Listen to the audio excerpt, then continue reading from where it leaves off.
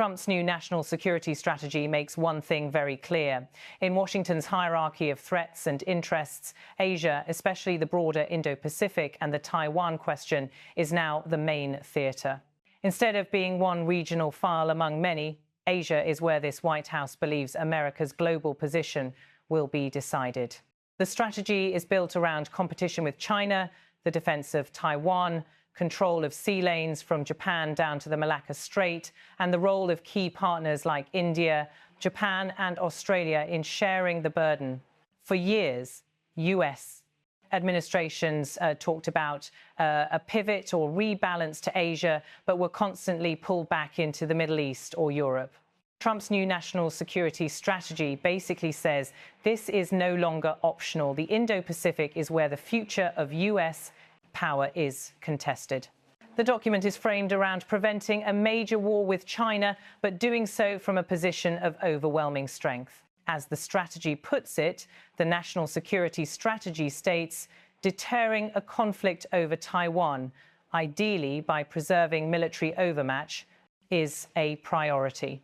That one line tells you almost everything about Washington's mindset in Asia. The central fear is a China-US clash over Taiwan or in the South China Sea. The way to avoid that clash, in Trump's view, is not accommodation but visible military superiority. Taiwan is no longer treated as a quietly managed issue. It is pushed to the front of the strategy. This is reinforced by the context.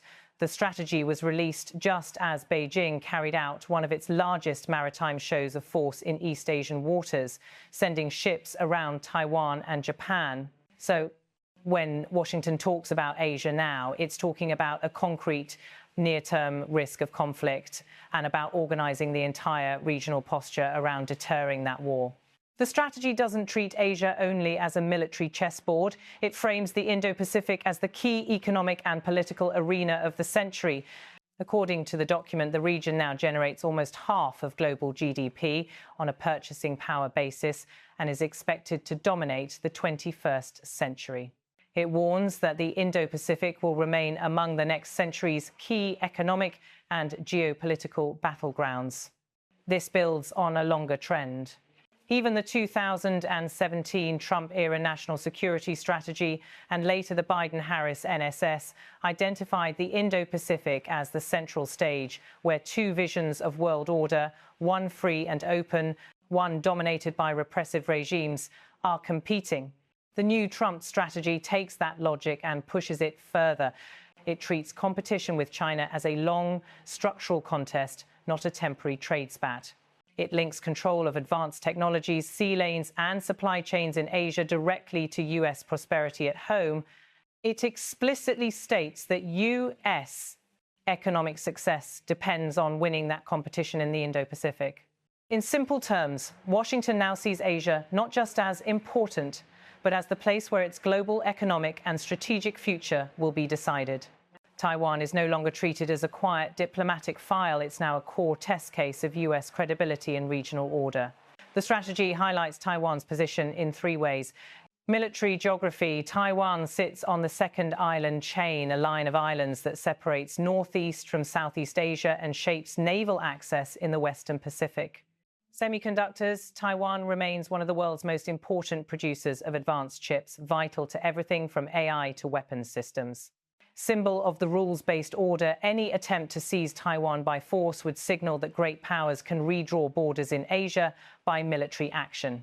The document promises to preserve US military advantage around the island and makes clear that Washington will discourage any attempt to change the status quo by force. It underlines this by stressing that the US does not support unilateral moves by either Beijing or Taipei to alter the existing balance in the Taiwan Strait. At the same time, it reaffirms long-standing US commitments, including arms sales and support for Taiwan's self-defense within the framework of the One China policy and the Taiwan Relations Act. Taken together, this signals Washington now sees Taiwan as a frontline deterrence problem, not just a diplomatic puzzle. The US is prepared to invest heavily in ships, aircraft and regional bases to ensure Beijing cannot be confident of a quick military victory.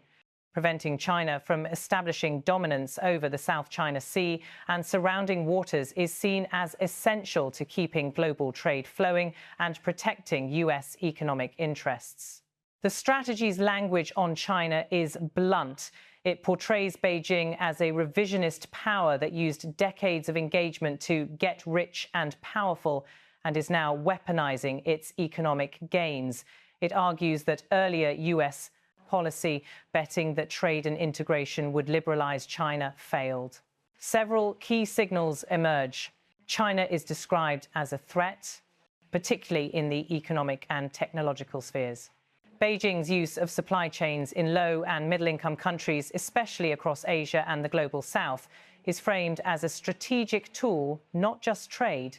Chinese naval and coast guard deployments around Taiwan, Japan, and in the South China Sea are depicted as part of a broader coercive campaign. In response, the document calls for a long-term effort to reshape the US-China economic relationship. It pledges to rebalance America's economic relationship with China and reduce US vulnerabilities. This isn't just about tariffs. It includes diversifying supply chains away from overdependence on Chinese manufacturing, coordinating with partners like India, Japan, and Europe on critical minerals, infrastructure, and rules for fair trade, tightening controls on strategic technologies and investment flows. So in Asia, Washington is signaling a dual-track approach: military deterrence at sea and economic statecraft on land and in boardrooms. Another big shift is burden sharing. The strategy makes it clear that the US will not carry the weight alone. Reuters' summary of the document notes that Washington wants Asian allies to spend more on defense as part of this new posture. The document highlights several key partners: Japan and Australia, central pillars of the US alliance system, and the Quad. India, explicitly described as a critical partner in countering predatory economic practices and securing the Indo-Pacific. The Quad, US, India, Japan, Australia, reaffirmed as a grouping Washington wants to strengthen and normalize as a permanent feature of Indo-Pacific security. On India specifically, the strategy uses unusually direct language.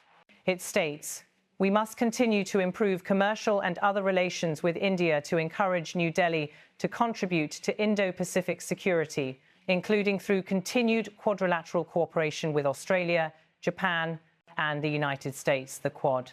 That line signals several things. Washington wants India more firmly embedded in the security architecture of East and Southeast Asia, not just South Asia. The US sees India as a partner in shaping rules, from maritime security to critical minerals, across a wider Indo-Pacific space. Economic ties with India are viewed as strategic, not just commercial, and linked directly to balancing China. In parallel, the strategy calls for expanded naval investment and closer coordination with countries at risk from any Chinese bid to control the South China Sea, explicitly mentioning India and Japan. Militarily, the 2025 strategy is not built from scratch. It extends the logic of the 2017 NSS, which promised to maintain robust forces in Asia and to deepen cooperation with regional allies. Back then, the official text for the Indo-Pacific pledged that the US would keep a strong posture and work with allies on missile defense and maritime security. As the 2017 document put it, the 2017 National Security Strategy promised to maintain a forward military presence capable of deterring and, if necessary, defeating any adversary in the region. The new strategy takes that baseline and adjusts it to current realities. It explicitly ties forward presence to deterring conflict over Taiwan and keeping the South China Sea open. It signals more naval assets and air power in the Western Pacific and around key choke points. It emphasizes interoperability and joint planning with allies, including missile defense cooperation with Japan and South Korea, and growing defense ties with India and Southeast Asian states.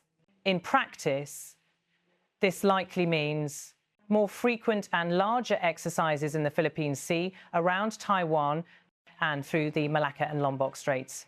expanded access arrangements with countries like the Philippines, and possibly deeper cooperation with Vietnam, Indonesia, and Singapore. A continued push for partners to modernize their fleets and air forces so the US isn't operating alone. The signal to Beijing is that even as Washington reduces some commitments elsewhere, it is prepared to invest heavily in hard power in Asia.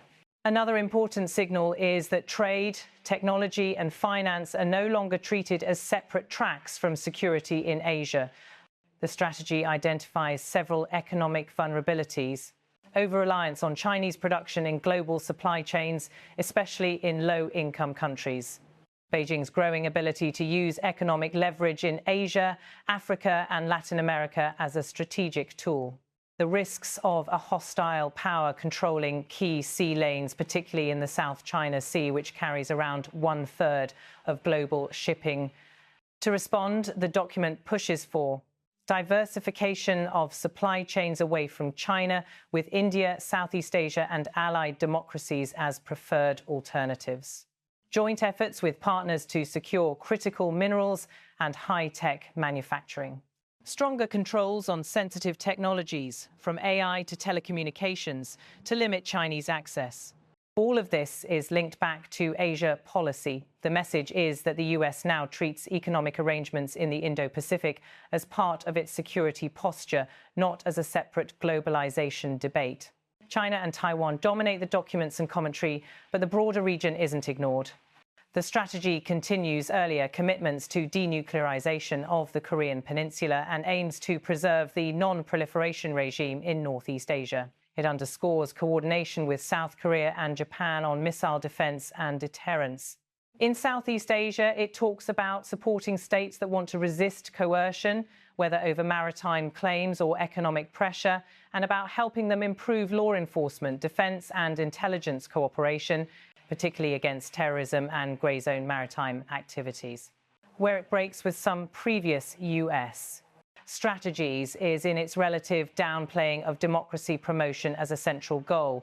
The emphasis is more on sovereignty, security, and economic alignment than on internal political reforms. Asia, defined as the Indo-Pacific, is now Washington's main strategic theatre. China is the primary rival, and the US intends to deter it militarily while constraining it economically. Taiwan is elevated as a central test of US resolve and the rules-based order. Allies like Japan, India, Australia, and others are expected to shoulder much more of the cost and risk. Forward, US. Military presence and economic statecraft are fused into a single Indo-Pacific strategy. Or put even more simply, Washington's message in this national security strategy is that if you want to understand US foreign policy for the coming years, you need to watch what it does in Asia, especially around Taiwan, the South China Sea, and the Quad.